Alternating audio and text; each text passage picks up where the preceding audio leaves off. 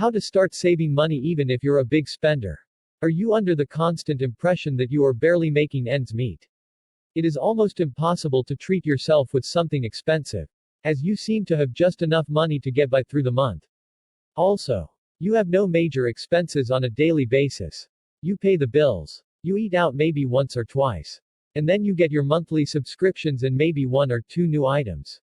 Yet, you still end up wondering where all your money went. Furthermore, it has definitely occurred to you that you might need to get credit at some point. Either for a new car or for an apartment. And that requires a positive credit history. All of these are valid and troublesome concerns. Especially if you don't have at least $1,000 in your savings account. So, here, we will go over how to increase your savings and become more prudent. As well as why saving money is tricky but necessary. We are all fully aware of the reasons why it is important to save money. For starters, it is the first and most important step towards financial independence. The second reason is that we need savings in the event things go south for some reason. Or if we need money to buy or repair a piece of equipment that is necessary for our work or of us to earn money. Lastly, you need to know how to properly manage your finances in order to have a positive credit score, which will make it easier for you to get a loan if you ever need one. And you will also have lower interest rates when returning that money. One of the main reasons why saving has become more difficult is due to microtransactions and monthly subscriptions. If you want to save money, you need to give up a magnitude of smaller things rather than one or two of them. In other words, any attempt to save money by canceling one subscription, for example, seems meaningless. Since you aren't saving a lot to begin with. Another reason why we struggle with saving cash is because of our daily habits. We have developed certain tastes and certain rituals that we tend to indulge on a daily basis. So very often, saving money warrants a fundamental change and people are not really fond of them in general. Moreover, if you have a lot of bills that require immediate attention, it is difficult to think about saving money when there are clearly more pressing matters. So, spending money provides us with short-term positive feelings that we have kind of grown addicted to. Whereas saving money does not. So, we are in a way stuck in this hedonistic treadmill. And we just continue to live on paycheck to paycheck. Now let us go over some of the techniques, habits, and tricks on how to start saving money on a monthly basis.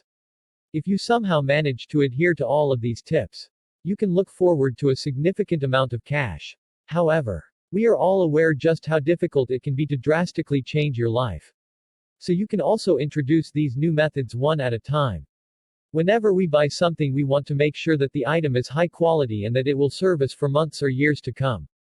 As a result, we are very often tempted to buy extended warranty, which is, in a way, a waste of cash. First of all, if you are not particularly clumsy and if you do not cash in on your extended warranty, then there is no need to get one in the first place. Second, we hate using the same thing for more than a year. So it is very likely that you will buy a new item or gadget even if the old one is still working. Here is a really good way to save a significant amount of money and get good products at the same time.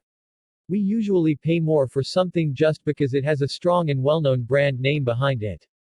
There is no reason to think of that as a bad choice, after all. A renowned brand means greater security. But it also means that it has good products in general. In other words, buying branded refurbished gadgets can help you get amazing and useful tech without spending a fortune on it. The downside of it is that you will not be up to date with the latest product. But eventually, they will be available as a refurbished phone or tablet. Or any other gadget. It is a good way to test yourself if you are buying out of peer pressure and to stay relevant. Or if you are buying because you are acting on impulse. A very useful trick for saving extra cash on a monthly basis is the so-called weekly challenge. Much like with any game, there are the easy, normal and hard mode. And this is how it is done. Basically, you set a weekly sum for yourself that you need to put aside at the end of the week. You can go with $1, $5, or $10. The key is to double the amount at the end of the next week and so on until the end of the month. So with $5, you have $5 at the end of first week, $10 at the end of second one, $20 at the end of third and $40 at the end of the month. This is why it is way more difficult to pull it off with $10 as your starting sum. It is a really good way of saving money. and you need to invest it with the rest of your savings into your savings account. In order to accumulate a more significant savings stash, patience is a virtue and for a good reason. When it comes to saving money, you can save a lot if you are patient. First of all, it gives you more time to research and discover better items at a more available price. Second, you can wait until there is a sales incentive or discount at the store before you buy something expensive. Third, many stores offer discounts if you purchase multiple products. So it is better to save money and then purchase in bulk because you are going to save more this way. We tend to spend a lot of cash on transport. Whether we're buying gas, or even worse, if we use a cab to get by. If you make a deal with friends from work to carpool, you can reduce the carbon footprint by relying on one vehicle. And you can save money on gas. If you spend too much money on taxis, then you should immediately switch to public transport. This is far more convenient and cheaper. Plus, when the traffic is busy, you will actually get to where you need to be more quickly. Simply get a monthly pass, or store value on your MetroCard to save more money and start walking a bit, it will do you good. Alternatively, you can buy a bicycle and use it to commute, it is also convenient, cheaper, and great for your health. As mentioned, a great portion of our funds is funneled away due to our monthly subscriptions that we do not even fully use. So, limit yourself to a single subscription that you are going to like the most during one particular month. Private networks like Hulu or Netflix usually announce what their users can expect in the upcoming month. So you can check that content in advance and decide which network you are going to use for that month. We tend to pay a lot for big names and influential brands. And these products are usually overpriced for no reason. Sure, you might want a particular phone or PC to have strong components in. Since it is a long-term investment, you do not mind spending a bit extra. However, when it comes to chargers, HDMI cables, headphones, or adapters, you can find decent products at a lower price that are going to get the job done. So, when you are buying something, it does not need to be from an expensive producer at all costs. And you can save a lot if you opt for less known, yet still competent providers. One way of committing financial suicide is by eating out frequently. Sure, we love the service, and that food is instantly prepared. But as mentioned, it is important that we practice patience in order for this to succeed. It is far cheaper and healthier to prepare your own meals. Plus, you get to learn how to cook. Today, we have pages and video clips that help us prepare meals. So there is really a small chance that you can mess it up, considering the amount of instructions you can get. Finally, the money you save can be invested into energy-conserving appliances, and this helps you reduce the amount of money you pay for the bills. You can get energy-saving light bulbs, as well as other appliances that spend less electricity. And you can even buy solar panels at one point. Moreover, you can check your electricity provider to see how much they charge and switch to another one in your area that charges less. Well, these were the tips that can help you save money. You should also make sure to look up how to earn extra money online, just so that you create an even bigger savings account. Some of these don't require too much effort. Others may include learning new skills. But mostly, it's about practicing patience and restraint. Hopefully, you will find this article insightful and inspiring, and it will help you save some money. BuzzFeed, 17 Confessions from People Who Struggle to Save Money. The Simple Dollar, Running on the Hedonistic Treadmill Life Hack, How to Practice Patience and Why Impatience is Ruining Your Life. BuzzFeed, 26 Foods You Should Learn to Cook in Your 20s. The journey to paying down your debt can be challenging in the best of times. It can be even more complicated when you're balancing the effects of a global recession. Many Americans are facing immediate financial uncertainty from losing their jobs or being underemployed. The economic repercussions of this pandemic recession will be felt for years to come. Although becoming debt-free might not be your top priority during this difficult phase, you should still take steps to maximize your money. The first on this list of debt consolidation tips is asking your creditors to lower your interest rates. Many borrowers don't realize they can contact their existing credit card providers at any time to request a lower interest rate. This often overlooked tactic is a quick and easy way to reduce your debt burden. And it may result in a permanent or temporary, e.g., 12 months, interest rate reduction. Creditors are more likely to say yes if you have a history of on-time payments or if your credit score has recently increased. Even if that's not the case, The worst thing your creditor can do is say no. If you aren't successful in lowering your interest rate, don't hesitate to ask again after a few months or after receiving lower offers from competitors. Credit card providers can issue reductions at their discretion, but it's up to you to initiate the request. High-interest loans and credit cards can prevent you from climbing out of debt. Although you're hard at work making payments, interest charges are continuously accruing. This interest can quickly eat away at your monthly payment instead of chipping away at the principal balance. To help make some headway in repaying your debt, see if you can pause payments on your lower interest loans. Then, devote those funds to your higher interest debt. This lets you eliminate your balance faster and save you from unnecessary interest charges. Options for loan deferment vary by lender.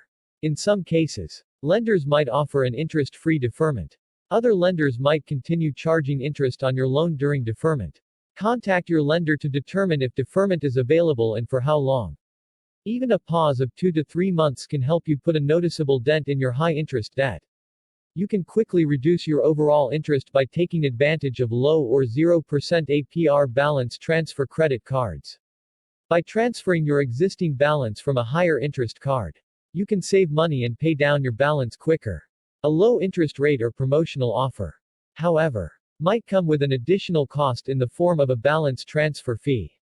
For example, a creditor might offer 18 months of 0% APR when transferring a balance from another card. This perk typically comes with a 3-5% balance transfer fee that's calculated based on the transfer amount. In this scenario, you could tack on up to $300 to $500 in transfer fees if you transfer an existing $10,000 balance to a new card. You'll need to weigh your potential savings versus the transfer fee to determine if this is a good debt consolidation strategy. Additionally, your new card might have transfer limits or a short introductory period before a higher interest rate kicks in on any remaining balance. Be sure to read the fine print and stick to your repayment strategy, so it doesn't end up costing you more in the end. Whether it's your mortgage, student loans, auto, or other consumer debt, you might find a lower interest rate by refinancing your loan. Refinancing is one of the most helpful debt consolidation tips you should know. Refinancing replaces your existing loan with a new loan, usually with a lower interest rate or better terms. You might qualify for a better rate than when you originally took out the loan if your credit score has since improved or if consumer loan rates have dropped. Mortgage and student loan refinancing rates are at record lows since this pandemic began, which is a small silver lining in otherwise tragic health and economic crisis. The bottom line is if you can find a lower interest rate for any of your loans, take action. Remember, there might be associated refinancing fees or closing costs depending on the type of loan and lender. In some cases, you can benefit from modifying an existing loan instead of refinancing it into a new loan, particularly if you need immediate relief due to financial hardship. Depending on the type of loan, the refinancing process can take months, as is the case with some mortgage refinancing options. Loan modifications, however, can be processed in a short period. Loan modification can make your payment more manageable by reducing your interest rate or lowering your monthly payment. It can also extend your loan terms, which typically costs you more money in the long run. Contact your lender to explore loan modification opportunities. Always make sure you fully understand the terms and structure of your modified loan before moving forward. If you have high interest debt, you may be able to consolidate multiple balances into one low interest loan. This can save you on interest fees, but it can also streamline your payments into one due date, which can prevent missed or late payments. It's best to grab quotes from at least 3 lenders anytime you're consolidating or refinancing your debt. By comparing multiple offers, you're getting the best current rate since lenders are competing for your business. I recommend shopping around for all types of loans, especially for better student loan rates. Student loan debt, totaling more than $1.64 trillion in both federal and private student loans, surpasses all other forms of debt in the U.S., apart from housing debt. Because of this, there are plenty of opportunities to refinance or consolidate your student loans. If you already have private student loans, you should be shopping around for better interest rates at least once per year. Lowering your interest rate is the priority. But also compare origination fees, repayment terms, and any available cashback offers to pay down your debt further. If you have federal student loans, the decision gets more complicated. Depending on your financial situation and career goals, it might be more advantageous to keep your existing federal student loans due to their various protections, e.g., deferment and forbearance, flexible income-driven repayment plans, and available forgiveness programs. Before consolidating a large amount of debt, take steps to improve your credit score. The higher your credit score, the better interest rates you'll be offered. These actions can help lower your credit utilization rate while maintaining your credit history length. Both are important factors in determining your credit score. Another often overlooked debt consolidation tip is canceling small credit cards. If you use a debt management program or a debt consolidation loan, you might be required to close certain credit card accounts as part of the agreement. This gives the lender more confidence that you won't run up new balances and increases the likelihood that you'll repay the debt. Even if you choose a different method of consolidation, it's a good idea to cancel your smaller or newer credit cards by choice, or cut them up, to discourage you from using them. With endless opportunities to borrow money, payments can slip through the cracks. Check your credit report periodically to ensure you haven't forgotten about a small loan or debt. For example, you may find that a medical bill has been sent to collections without ever physically receiving a notice because it was sent to a previous or incorrect address. Perhaps you simply forgot about a loan that has an old email on file. You could be in default without realizing it. You're entitled to one free copy of your credit report from each of the major credit reporting companies, Equifax, Experian, and TransUnion, every 12 months. By keeping an eye on your credit report, you can head off any surprises and actively resolve any financial issues that arise. An often overlooked debt consolidation tip is signing up for a budget tracking service. It's easy to become detached from your money when you're swiping your credit card instead of paying with cash. This psychological separation leads to overspending and more debt. Free and paid budgeting tools can help you reconnect with your finances and keep you accountable along your journey. Platforms like Mint or You Need a Budget (YNAB) can help track your expenses and give you a big picture view of your finances. There are many free and paid budgeting tools out there, so find one that matches your financial needs and goals. Although these debt consolidation tips can help you save on interest and streamline your debt payoff strategy, it's only one piece of the financial puzzle. If you're spending more than you're earning, you'll continue to get trapped in the debt cycle. Start by setting a realistic budget, which might include significant lifestyle changes. You might need to trim down some of your expenses or find a way to bring in additional income. By relying less on credit to make ends meet, you'll reduce the likelihood of repeating the debt cycle. Text source: lifehack.org.